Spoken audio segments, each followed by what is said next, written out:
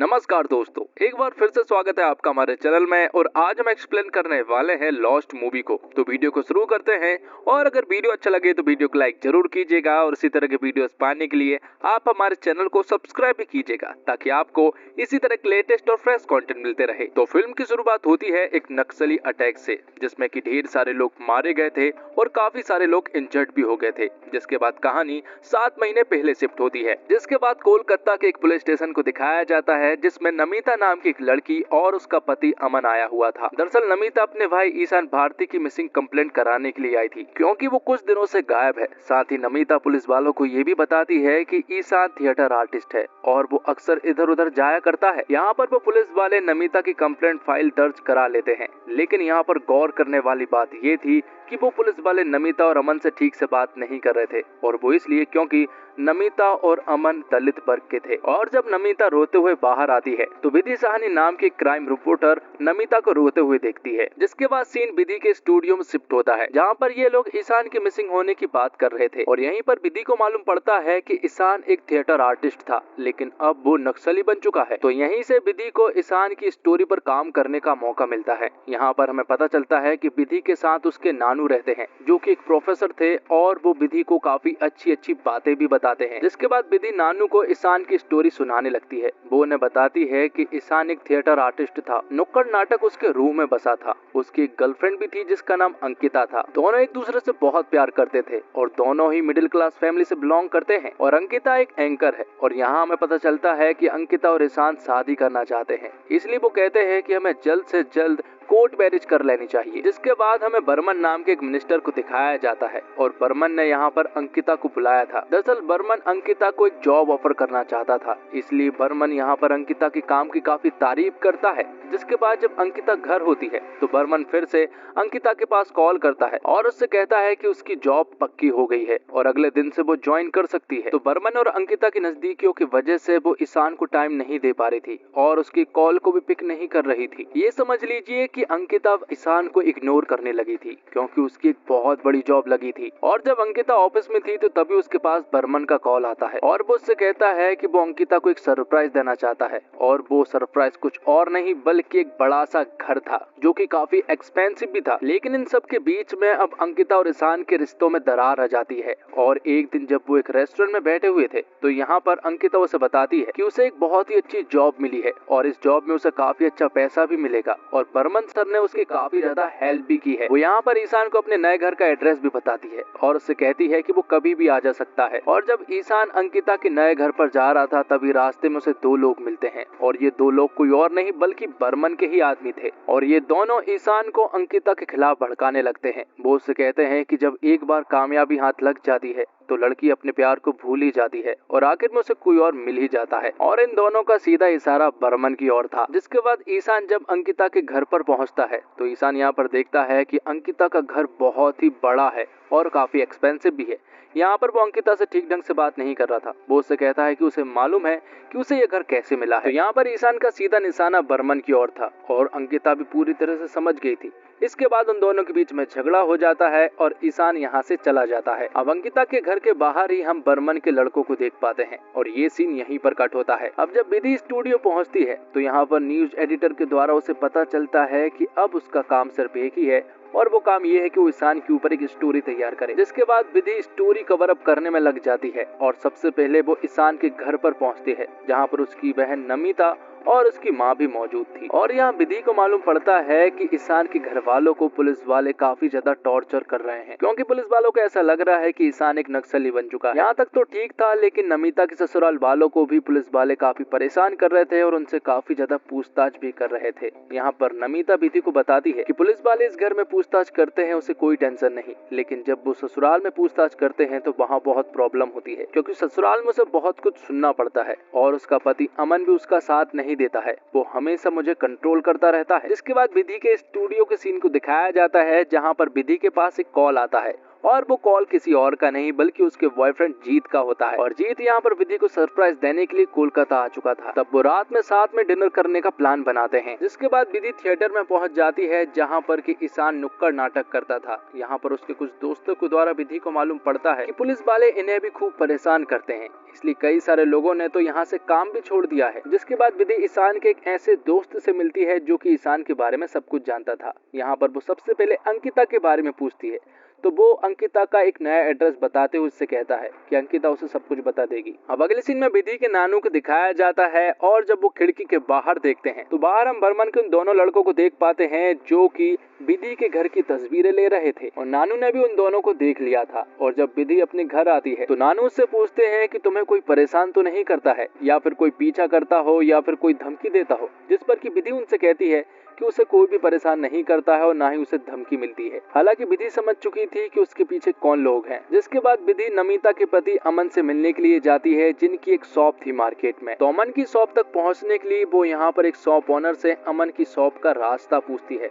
लेकिन यहाँ पर विधि अपना मोबाइल इसी शॉप पर छोड़ देती है। लेकिन थोड़ी देर के बाद विधि के पीछे पीछे एक लड़का आता है जिसका नाम नईम होता है और वो उससे कहता है कि आप अपना मोबाइल उसी शॉप पर छोड़ आई थी। और नईम यहाँ पर विधि को बताता है कि ईशान उसके लिए बड़े भाई की तरह था, हमेशा उन्होंने मुझे जागरूक किया और स्कूल भी भिजाया। जिसके बाद विधि जब अमन से मिलती है तो अमन विधि को बताता है कि उसे भी पुलिस वाले काफी ज्यादा परेशान करते हैं और घंटों तक पुलिस स्टेशन में ही बैठाल कर रखते हैं। अब अपना काम खत्म करके जब विधि अपने घर की ओर वापस लौट रही थी तो हम उसके पीछे बर्मन के उन दो लड़कों को देखते हैं जो कि विधि का पीछा कर रहे थे। अब अगले दिन विधि के पास उसके मॉम डैड का कॉल आता है और उसकी माँ विधि से कहती है कि वो लोग कोलकाता आए हुए हैं और वो उनसे मिलना चाहती हैं। लेकिन यहाँ पर विधि उनसे कहती है कि वो काम में बहुत ज्यादा बिजी है, इसलिए वो उनसे नहीं मिल सकती। जिसके बाद विधि जिया नाम के एक आदमी से मिलती है जिसे ईशान के नक्सली लिंक के बारे में काफी कुछ मालूम था और उसके पीछे कौन कौन लोग हैं ये भी उसे मालूम था। अब आगे विधि अंकिता से मिलने के लिए जाती है। यहाँ पर अंकिता से जब विधि कुछ सवाल करती है तो अंकिता ठीक ढंग से जवाब नहीं दे रही थी, क्योंकि बर्मन ने अंकिता को पहले ही समझा दिया था कि जितना उसे समझाया गया है वो सिर्फ उतना ही बोले। अंकिता विधि से कहती है कि वो एक मिडिल क्लास फैमिली से बिलोंग करती है और उसके सपने काफी बड़े बड़े हैं, इसलिए वो रिलेशनशिप में ज्यादा दिनों तक नहीं रह पाई, जबकि उन दोनों का रिलेशनशिप काफी ज्यादा सीरियस था। अब अगले दिन हम विधि के नानू को देखते हैं जो कि सुबह सुबह टहलने के लिए निकले थे, लेकिन यहीं पर हम बर्मन के उन दोनों लड़कों को देखते हैं जो कि यहाँ पर विधि के नानू को धमकी देने लगते हैं और उनसे कहते हैं कि विधि जो काम कर रही है उसे रुकवा लो वरना अंजाम बहुत बुरा हो सकता है।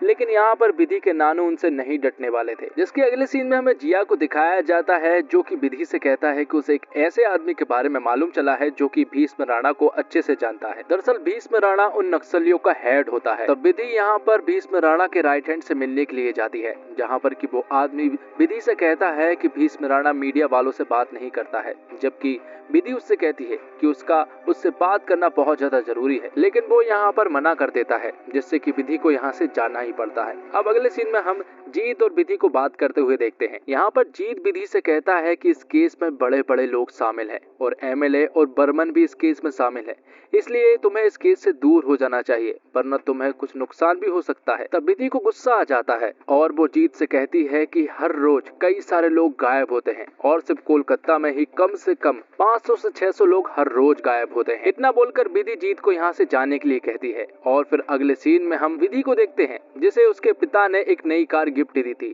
जिनके ऑफिस में विधि जाती है और उनसे कहती है कि ना तो उसे तब उनकी जरूरत थी और ना ही अभी, और यहाँ पर वो उनकी कार की चाबी उन्हीं के टेबल में छोड़कर यहाँ से चली जाती है। जिसके बाद विधि जब अपने स्टूडियो पहुँचती है तो उसके पास एक लिफाफा आता है और उस लिफाफे में एसिड अटैक की धमकी थी। जिसके बाद नमिता का विधि के पास कॉल आता है और नमिता उसे बताती है अंकिता और ईशान ने कोर्ट में शादी करने के लिए रजिस्ट्रार ऑफिस में एक एप्लीकेशन भी फिल की थी। ये सुनने के बाद विधि तुरंत ही रजिस्ट्रार ऑफिस पहुंचती है, जहां पर कि वो उन दोनों के फॉर्म को निकलवाती है और उसका फोटो भी खींच लेती है। इस फॉर्म से ये साबित होता है कि अंकिता और ईशान के बीच का रिलेशनशिप जो था वो सीरियस था। अब विधि अगले दिन अंकिता के पास जाती है और वो उससे कहती है कि तुमने मुझसे कहा था कि तुम दोनों का रिलेशनशिप ज्यादा सीरियस नहीं था, लेकिन उसके पास एक सबूत है और वो सबूत वही एप्लीकेशन फॉर्म है जो कि उसने रजिस्ट्रार ऑफिस से लेकर आई थी। तो अंकिता विधि से कहती है कि अगर ये सबके सामने आया तो उसके पास सुसाइड के अलावा कोई और रास्ता नहीं होगा। जिस पर विधि उससे कहती है कि क्या उसे मालूम है कि ईशान कहाँ पर है, जिस पर कि अंकिता कहती है कि उसे सचमुच नहीं मालूम है कि ईशान कहाँ पर है। जिसके बाद विधि को मालूम पड़ता है कि नईम को पुलिस वालों ने अरेस्ट कर लिया है। ये सुनने के बाद तो विधि तुरंत ही पुलिस स्टेशन पहुंचती है और उनसे कहती है कि उन्होंने नईम को किस चार्ज पर अरेस्ट किया है, और वो यहाँ पर उनकी एक वीडियो भी बना लेती है और नईम को यहाँ से छुड़ा कर ले जा लेती है। लेकिन जब ये बात स्टूडियो के चीफ एडिटर को मालूम पड़ती है कि विधि ने ये सब कुछ किया, तो वो विधि को काफी चिल्लाते हैं। अब अगले दिन हम देखते हैं कि विधि के नानू तैयार थे और वो कहीं पर जाने वाले थे। दरअसल वो बर्मन से मिलने के लिए जाते हैं और यहाँ पर हमें पता चलता है कि दरअसल में विधि के नानू प्रोफेसर थे और बर्मन उनका एक स्टूडेंट था। यहाँ पर वो बर्मन को धमकी देते हैं कि अगर विधि को कुछ भी हुआ तो वो उसे जान से मार देगा। अब विधि के स्टूडियो में अगले दिन फिर से एक धमकी से भरा एक लेटर आता है, लेकिन ये लेटर विधि के हाथों ना लगकर चीफ एडिटर के हाथों लग जाता है। और जब उन्हें ये बात पता चलती है कि कोई उसे धमकी दे रहा है, तो वो विधि से कहते हैं कि उसने ये बात मुझसे क्यों छुपाई। तो विधि उनसे कहती है कि उसके पास तो अक्सर ऐसी धमकी आती रहती है, लेकिन वो इन लोगों से डरने नहीं वाली। अब विधि को मालूम है कि ये धमकियां कहाँ से आ रही थी, इसलिए वो बर्मन से मिलने के लिए जाती है और उनका एक इंटरव्यू लेती है। यहाँ पर विधि बर्मन से काफी सारे सवाल पूछती है और सबसे बड़ा सवाल ये था कि क्या अंकिता और बर्मन की शादी हो चुकी है, जिस पर कि बर्मन कोई भी जवाब नहीं देता है और वो उससे कहता है कि वो इस सवाल का जवाब नहीं देना चाहता। विधि ने यहाँ पर बर्मन से और भी सारे सवाल पूछे थे, लेकिन बर्मन ने कोई भी जवाब ठीक से नहीं दिया था। अब विधि के पिता विधि से मिलने के लिए आते हैं। यहाँ पर वो विधि से कहते हैं कि उसकी कंपनी जल्द से जल्द डूबने वाली है, क्योंकि जो तुम कर रही हो उसका हमारे ऊपर भी फर्क पड़ रहा है। लेकिन अगर हमारे पास खाने के लिए सिर्फ 2 टाइम का खाना हो और कंपनी देने के लिए तुम्हारी जैसी बेटी हो, तो वो डूबने के लिए तैयार है। तो अब विधि ने स्टोरी को कंप्लीट कर ली थी और अब वो उसे पब्लिश करने वाले थे। साथ ही विधि अपने न्यूज एडिटर से कहती है कि उसे आज की छुट्टी चाहिए और इसके बाद वो अपने बॉयफ्रेंड जीत से मिलने के लिए जाती है। यहाँ पर वो दोनों चाय पीते हैं, जिनके बीच में झगड़ा हो चुका था। अब उनके बीच में सब कुछ ठीक है, लेकिन तभी विधि के पास जिया का कॉल आता है और वो उससे कहता है कि राणा तुमसे बात करना चाहता है। और तब विधि तुरंत ही राणा से बात करने के लिए उसके राइट हैंड के पास पहुंच जाती है, जहां पर कि राणा वीडियो कॉल पर था। यहाँ पर दोनों आपस में बात करते हैं, जिस पर कि राणा उसे बताता है कि उसने ईशान को नुक्कड़ नाटक करते हुए देखा था, जिसमें वो दलितों की शिक्षा की मांग के लिए आवाज उठा रहा था और यहीं पर राणा ने उसे देखा था। और फिर कुछ दिनों के बाद बर्मन के लोगों ने ईशान को उठा लिया था और वो उसे जब मारने ही वाले थे कि तभी मेरे आदमियों ने ईशान को उठाकर अपने साथ शामिल कर लिया, जिसके बाद उसका ब्रेन वॉश किया गया और अब वो हमारे ही साथ है। वो ऐसे लोगों को पनाह देते हैं जिनके खिलाफ सरकार हो जाती है। तब विधि राणा से कहती है कि क्या वो ईशान को अपनी फैमिली के हवाले कर सकते हैं, जिस पर कि राणा उससे कहता है कि अगर उसे अपनी फैमिली के हवाले कर दिया तो या तो उसे पुलिस वाले मार देंगे या फिर बर्मन के लोग। जब तक बर्मन जैसे लोग कुर्सी पर बैठे हैं तब तक ईशान जैसे लोग लॉस्ट ही रहेंगे। ये सारी बातें हो जाने के बाद विधि तुरंत ही अपने न्यूज एडिटर के पास कॉल करती है और उनसे अपनी स्टोरी पब्लिश करने से मना कर देती है और उनसे कहती है कि वो फिर से लिखना चाहती है। जिसके बाद हम देखते हैं कि अंकिता के पास एक वीडियो आता है और इस वीडियो में ईशान था। ईशान ने वीडियो में कहा था कि जब तुम लोग कल निकलोगे तो बर्मन और तुम्हारे ऊपर एक अटैक होगा। ये बात सुनने के बाद अंकिता तुरंत ही बर्मन के पास भागती हुई जाती है और ये सारी बातें बताती है। तब बर्मन अपने आदमियों से कहता है कि आज रात अंकिता और वो यहीं पर रुकने वाले हैं, तो कल होते ही तुम सभी लोग यहाँ से चले जाना। और जब ये सभी लोग जा ही रहे थे कि तभी इनके ऊपर एक सचमुच अटैक होता है, क्योंकि उन लोगों को लगा था कि इस कार में बर्मन और अंकिता जा रहे हैं। तो अब ये न्यूज वायरल हो जाती है और सभी न्यूज चैनल पर सिर्फ एक ही न्यूज थी कि इस अटैक में ईशान भी शामिल था। तब बर्मन मीडिया के सामने कहता है कि उसे ये मालूम चला है कि ये अटैक दरअसल में राणा के लोगों ने करवाया है और इसके पीछे ईशान भी शामिल है। और जब ये सारी चीजें अंकिता देखती है तो उसे बहुत ज्यादा गुस्सा आता है, क्योंकि बर्मन को तो ये बात पहले से ही मालूम चल चुकी थी कि उनके ऊपर अटैक होने वाला है। इसलिए गुस्से में अंकिता ये वीडियो विधि के पास भेज देती है और जब ये वीडियो विधि देखती है तो उसे सब कुछ समझ आ जाता है। वो तुरंत ही ये वीडियो अपने न्यूज एडिटर को बताती है और नई स्टोरी लिखना शुरू कर देती है। और इस बार कवर स्टोरी का क्लाइमैक्स एकदम अलग था। तो विधि लिखती है कि कभी कभी ऐसा होता है कि चांद को एक काला सा बादल ढक लेता है तो हमें लगता है कि हमारे ऊपर अंधेरों का राज हो गया है और हम जिंदगी से मायूस हो जाते हैं। और उस दिन अगर अंकिता ने ये वीडियो मेरे पास नहीं भेजा होता तो वो लोग एक बहुत बड़ी गलतफहमी का शिकार हो जाते हैं। और फिर अगले दिन नमिता के पास एक चिट्ठी आई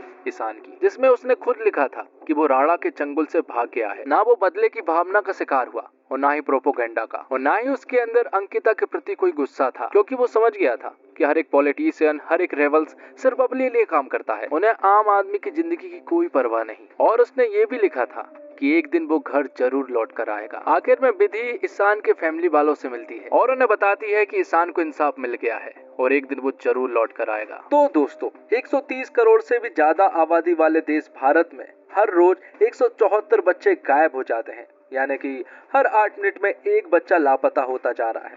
उसका क्या हुआ, क्यों वह लापता हुआ, अधिकतर मामलों में पता नहीं चलता। सरकारी आंकड़े ये भी बताते हैं कि अकेले मुंबई में हर रोज 30 से 40 बच्चे गायब हो जाते हैं। और बात पूर्व की माया नगरी कोलकाता की करें तो वहाँ भी हर महीने 500-600 लोग गायब हो जाते हैं। किसी के लापता हो जाने के पीछे की कहानी में पुलिस को सबसे कम दिलचस्पी होती है, लेकिन अगर लापता हुए शख्स के करीबी उसकी तलाश में पुलिस के पास पहुंच जाए तो मामला काफी संगीन तो कभी रंगीन हो जाता है, बशर्ते लापता होने वाले शख्स की गर्लफ्रेंड में किसी पहुंचे हुए नेता की दिलचस्पी हो और इस लापता शख्स की तलाश में कोई खोजी पत्रकार भी लग जाए। और बात करें यामी गौतम की, तो यामी गौतम लॉस्ट फिल्म की जान है। वह हर सीन में है और पूरी फिल्म उन्हीं के कंधों पर है, या यूं कहें कि वह फीमेल एक्ट्रेस की अक्षय कुमार बन चुकी है, जिनके इर्द गिर्द ही कहानी घूमती है। लाजिमी ये है कि यामी की परफॉर्मेंस काफी मायने भी रखती है। फिल्म में यामी एकदम सरल और फीके से अंदाज में नजर आती है, मगर उनकी कॉस्ट्यूम पर कैमरा खूब फोकस लगता है। वह कहीं कहीं बंगाली बोलते हुए एकदम फिट बैठती है। कोई कह नहीं सकता कि उनकी पृष्ठभूमि हिमाचल से है, मगर कुछ जगह मेकर शायद भूल जाते हैं कि उन्होंने किस लोकल बोली को चुना है। हाँ, कहने का मतलब ये है कि मेकर्स ने बंगाली में कई डायलॉग्स रखे हैं ताकि दर्शक कलकत्ता वाली पृष्ठभूमि को समझे, मगर एक आध जगह के अलावा पूरी फिल्म सिर्फ दिल्ली जैसी हिंदी से ही भरी पड़ी है। ये कमी काफी खलती भी है। खैर, यामी गौतम के नानू के रोल में पंकज त्रिपाठी बढ़िया लगते, जिस तरह का रोल था उसमें रियलिस्टिक लगते हैं। वही बर्मन के रोल में राहुल खन्ना, तुषार पांडे और पिया भी अपने रोल में जमते हैं। कुल मिलाकर एक्टर्स ने अपने हिस्से का काम बढ़िया तरीके से निभाया है। और इसी के साथ ये फिल्म यहीं पर खत्म होती है। तो दोस्तों, उम्मीद करता हूँ आपको वीडियो पसंद आई होगी। वीडियो पसंद आई हो तो वीडियो को लाइक जरूर कीजिएगा और इसी तरह की वीडियोस पाने के लिए आप हमारे चैनल को सब्सक्राइब भी कीजिएगा, ताकि आपको इसी तरह के लेटेस्ट और फ्रेश कंटेंट मिलते रहे। धन्यवाद। जय हिंद, जय भारत, जय श्री राम।